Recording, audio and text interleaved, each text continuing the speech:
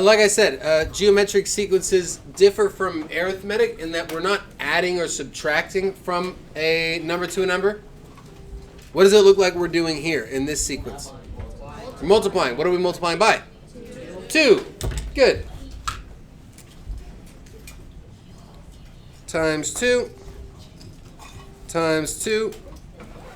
Times 2. Times 2. Right?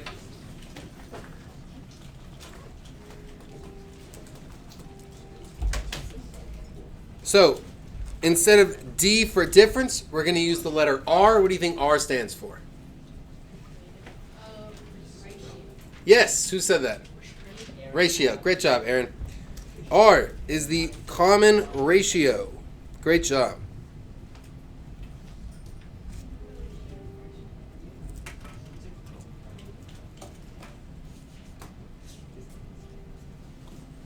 It's basically the same thing as the common difference. And my little formula for finding what R is equal to is dividing the second term by the first term.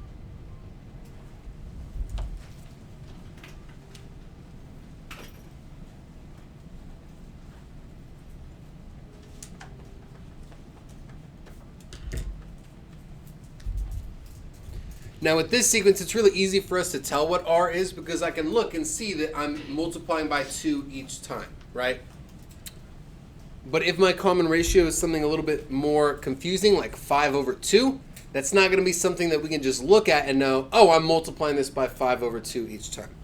So the easier way to find R, especially when it's not as simple as this, is just taking the second term and dividing it by the first. What's my second term in this sequence? 2. What's the first term? 1. What's 2 over 1? 2. Does that match up with the R that we found? Yes. Yeah, here we see, hey, I'm multiplying by 2. My R is equal to 2. Now, it's not just the second term divided by the first term. It's basically the further term divided by the term previous to it. That's kind of a weird way of saying that. But we're not doing 1 over 2. We're doing 2 over 1, which means we would also do 4 over 2, the third term over the second term. Well, what's 4 over 2 equal to? 2. I could do the fourth term over the third term. What's 8 over 4? 2. Look at that. It's kind of like how we had with slope. We have a common ratio. That ratio simplifies out to just 2. We could do 16 over 8 as well. That also gives me 2. So I know that my R equals 2 is correct.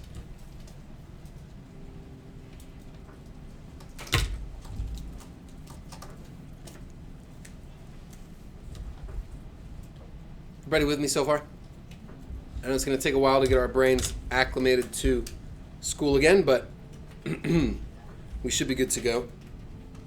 What if I had a relationship like this? Let's say I got 8, 10, 12, 14, 16, and so on.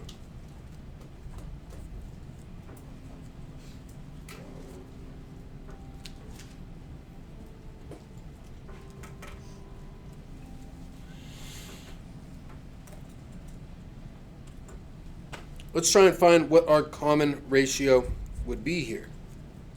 What fraction can I set up to figure out what my first possible R is going to equal? Yeah, Alex? 10 over 8. 10 over 8. Second term over the first term gives me 10 over 8. And what does 10 over 8 simplify to? 5 fourths.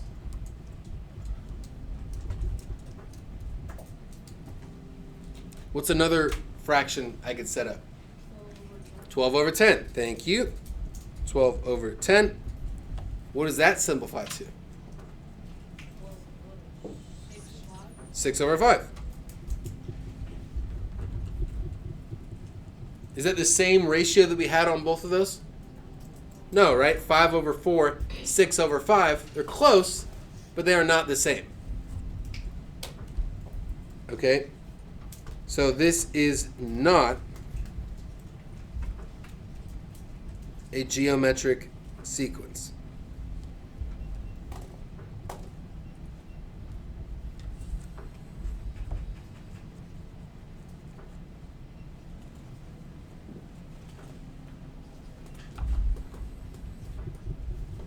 There is no common ratio there between the numbers in that sequence.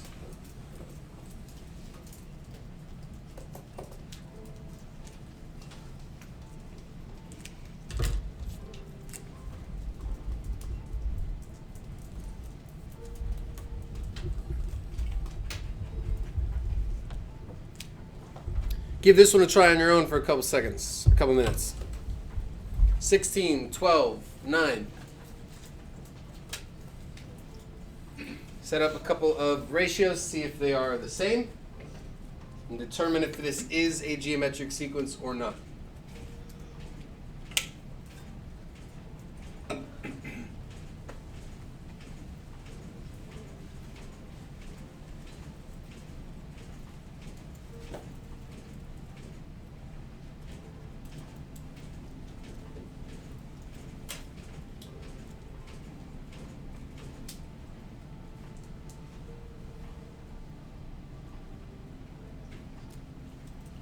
And you're taking the second term, dividing it by the first term, seeing what that is. Taking the third term, dividing it by the second term, seeing what that is.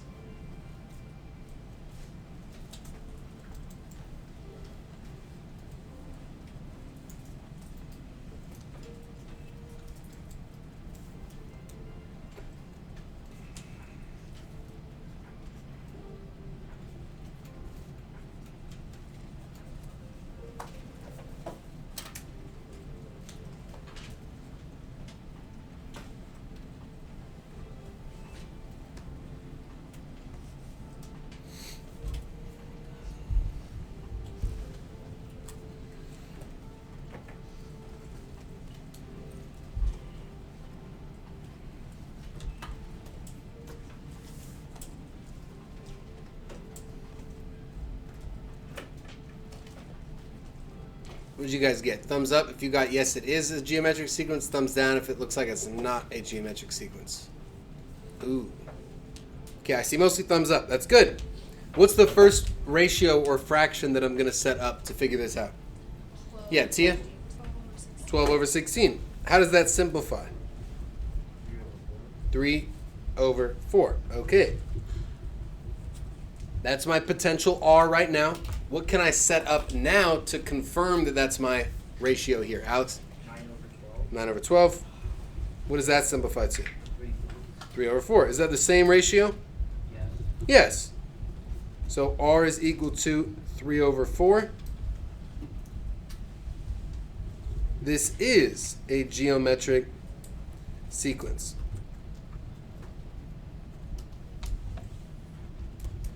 But again, unlike the very first example we looked at, if I just look at 16, 12, 9, I can't quickly identify what I'm multiplying each term by as I go down the sequence line, right? Unlike up here, where you clearly see, oh, I'm multiplying it by 2. It's not always going to be that simple, and it still might be a geometric sequence. My bad. Does that kind of make sense, that one? A lot of us got that right, which is great. Let's see if we change the, what is it called? Formatting. How do we do?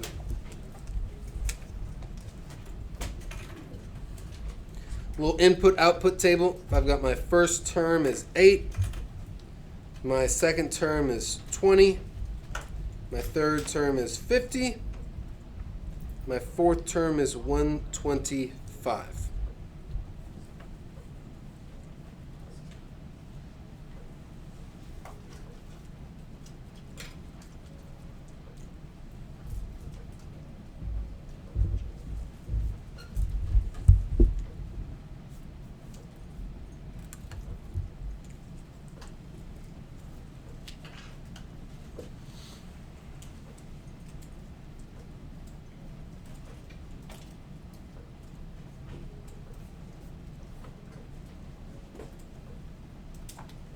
So with this table, when I'm setting up my ratios to see if I have a common ratio, am I going to use the numbers on the top or the numbers on the bottom? Bottom. Numbers on the bottom, right? What do the numbers on the top represent? Yeah. The terms? Be a little more specific than just the terms. You're on the right track, though. Whoever said the terms. Yeah, Muhammad?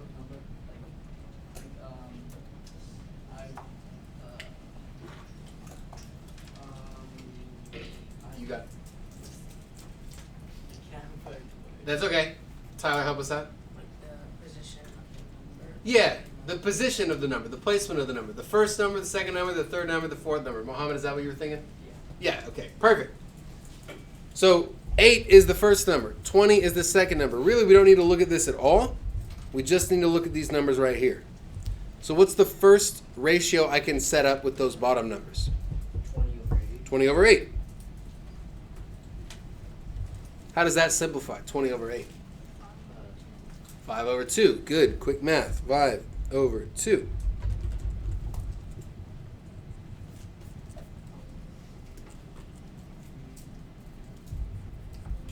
What would my next ratio be? 50/2. 50 over 2? Oh, my bad. I can't hear. 50 over 20. What would that simplify to? 5/3. 5 over 2 again, right? The zeros just go away. Make it 5 over 2 again. So far, so good. What's my last ratio I can set up to check this out? 125/50. Good. And if I divide the top and the bottom by 25, what do I end up with? 5 over 2 again. So would this be a geometric sequence? Yes. Yeah. What's my common ratio? 5/2. That's right.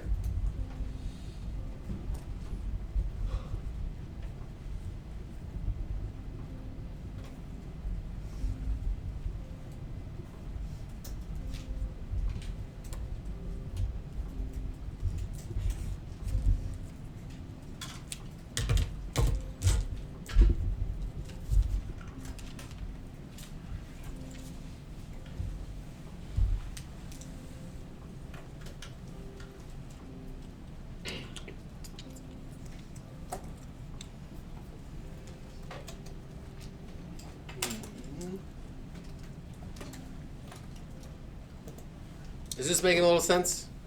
Kind of? No? Yeah? Okay. We'll see. Anybody still writing? Okay. So now that's just determining is it a geometric sequence or not, right? How to find R. It's a little bit trickier than finding D in the arithmetic sequences, but hopefully not too bad. As long as you know how to set up the fraction and how to simplify it, that should be all you really need to know. Now, what we're going to do is we're going to find the next 3 terms, kind of like our warm-up.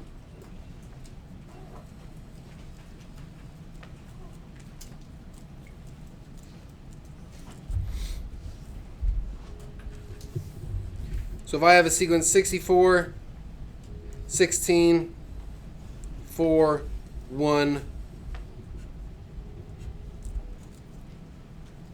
blank, blank, blank, I got to find a way to fill in those blank, blank, blanks.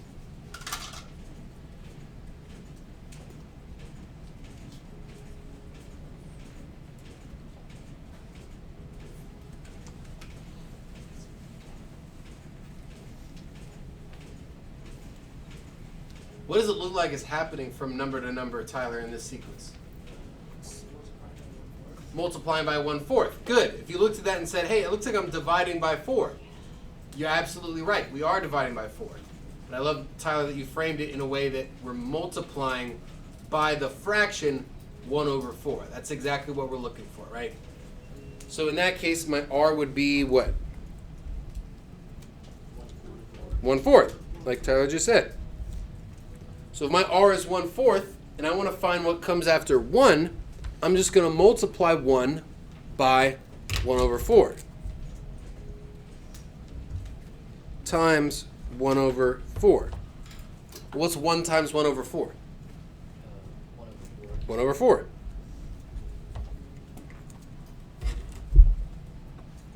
And I'm going to follow that pattern. What's 1/4 times 1/4? 1/16. 1/16. Good.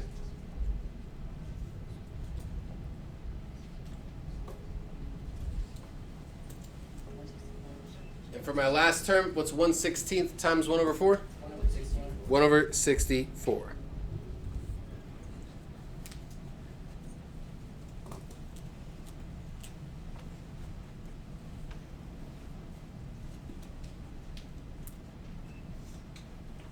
This one's kind of like a mirror, right? We have 1 in the middle, 4 and 1/4, 16, 1/16, 64 and 1 over 64.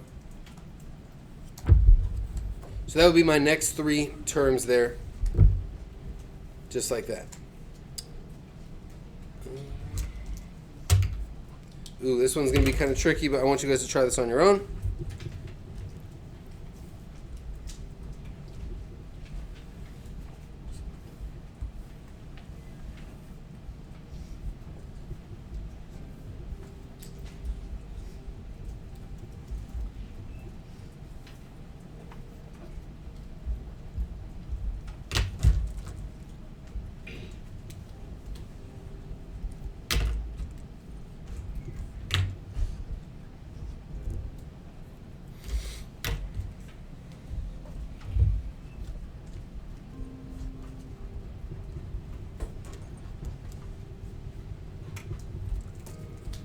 Give that second example B a try.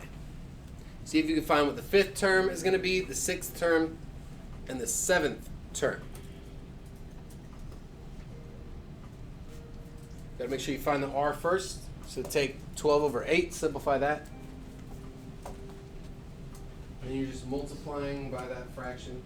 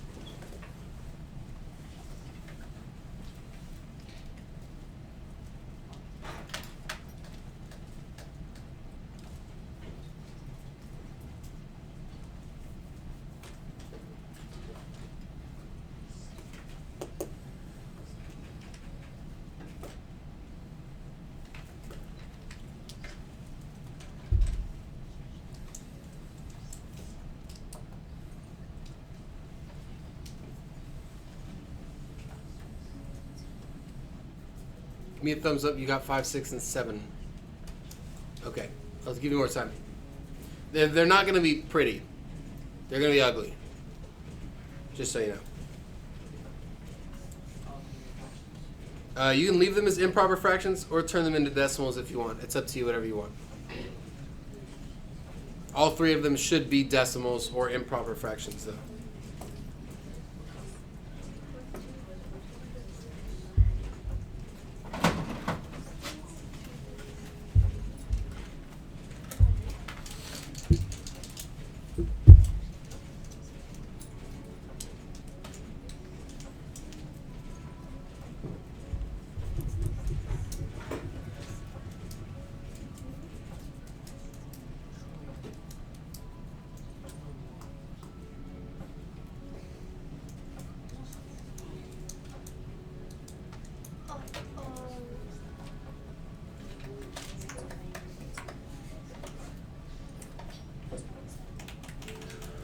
All right, let's figure this out together.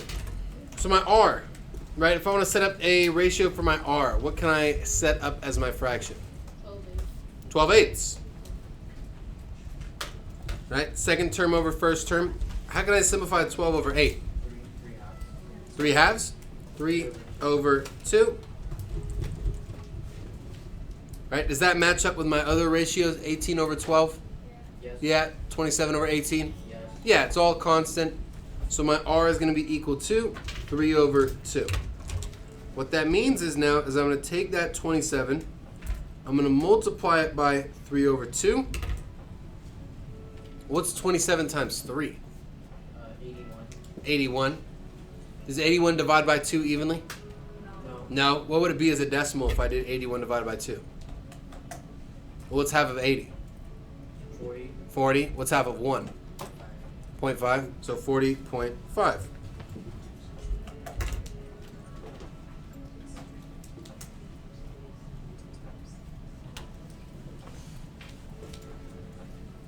Could say 81 over 2, right? Doesn't matter.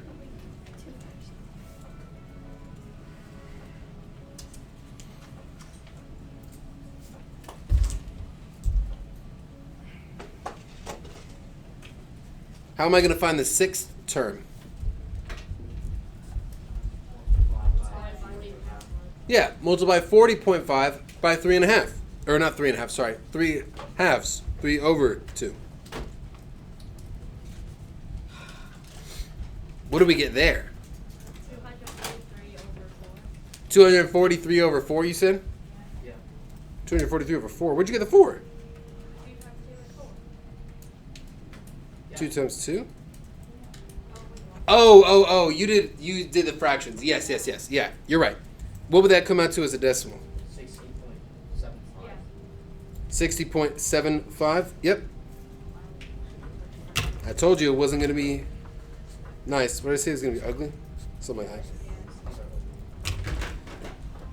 that. And even worse, last one. If I multiply that one by 3 over 2. 729 over 8. Perfect. Sounds right to me. Let's make sure. 729 over 8 is 91.125. Great job. Anybody get all 3 of those right? Nice. Great work.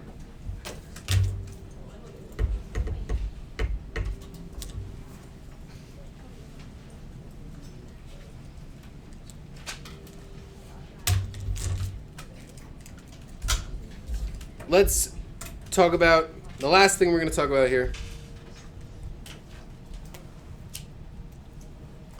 is the form. How would you spell formuoli? Formuoli?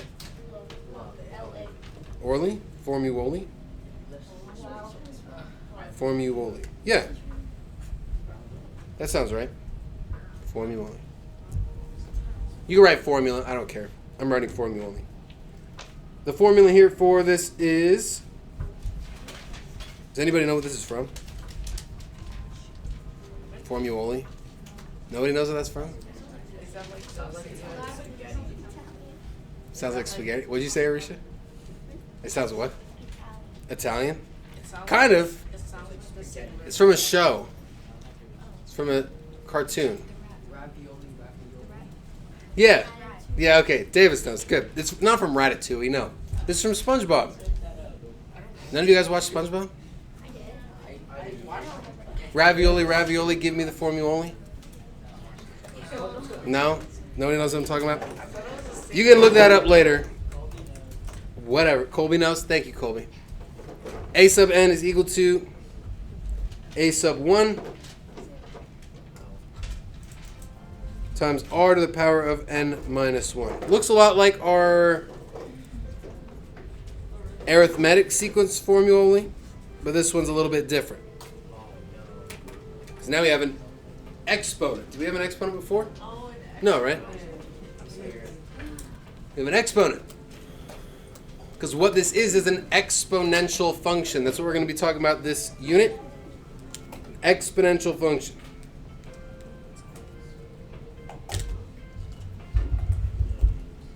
Okay, where a sub 1 is the first term. R is the common ratio. Again, pretty much the same thing as M and B. If we think back to our linear equations.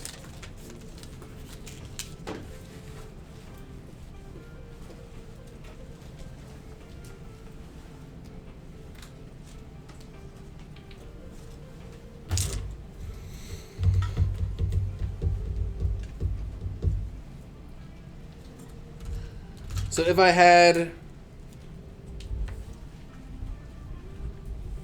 the sequence 1, 2, 4, 8, 16, like we started with, I think. Yeah.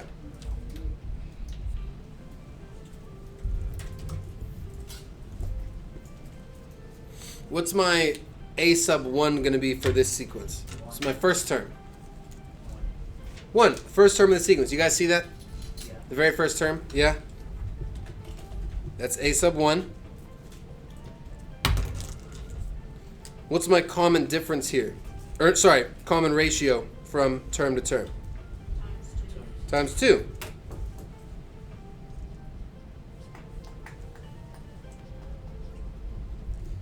So my R is equal to 2. My a sub 1 is equal to 1.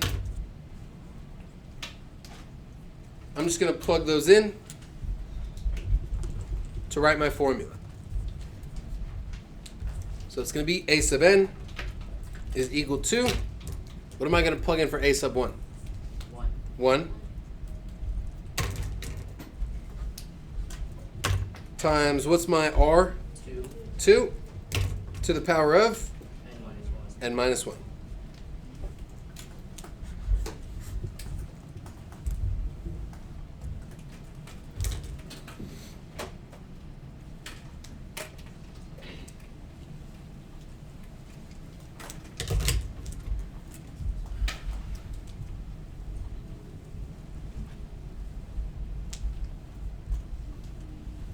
Just like with arithmetic sequences, I can use this formula, or this equation, to find the nth term. In this case, I want to find the 12th term.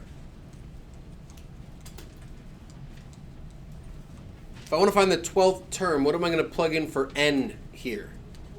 12. A sub, I'm going to do it in, I don't know, orange. A sub 12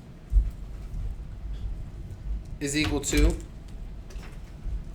1 times 2 to the power of 12 minus 1.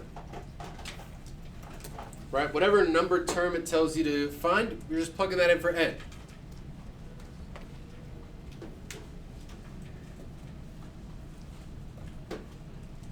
So unlike the arithmetic sequence formula, this is one we cannot simplify, right? If I get this, what's here in the box, I can't take the n minus 1th power of 2. Right? I would need an actual number there because it's written as an exponent. So we're just going to leave it exactly like this, with the a sub 1 in front, the r in the parentheses, and then n minus 1 up on the top. They're all going to look like that. But we can simplify this when we plug in a 12, because what's my exponent now going to be on top of that 2? 11.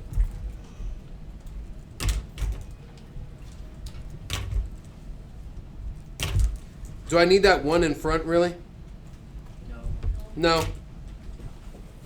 I'm going to pretend I didn't just write it. Like so. Right? Don't need that 1 in front.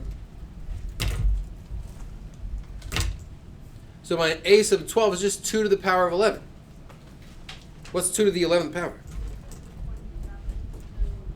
2, 4, 8, 16, 32, 64, 128, 256, 5, 12, 1024. 2048. 2048. Anybody ever play that game? Yes. Yeah. 2048. Boom. That's a great game to understand what we're talking about here with these exponential functions and these geometric sequences. What would come after, let's say I want to find the 13th term. What would the 13th term be? Well, what block do you get, or yeah, what little square do you get after 2048? Oh, I have 4096. 4096. That's right. What happens if I put two 4096s together? What do I get? 8192. 8. And you're not. 8. Is it 8192? Yeah, and then like. Yeah. it is. Like Yeah. 16 something. Yeah. like 16, And then it's like 16284. Yeah, and it goes exponentially up and up and up like that, right? So we're not going to get into the specifics of what those functions look like. Because this is so similar to the arithmetic sequence, we're going to start out with that. All right? Any questions on how we got 2048? Okay. Perfect.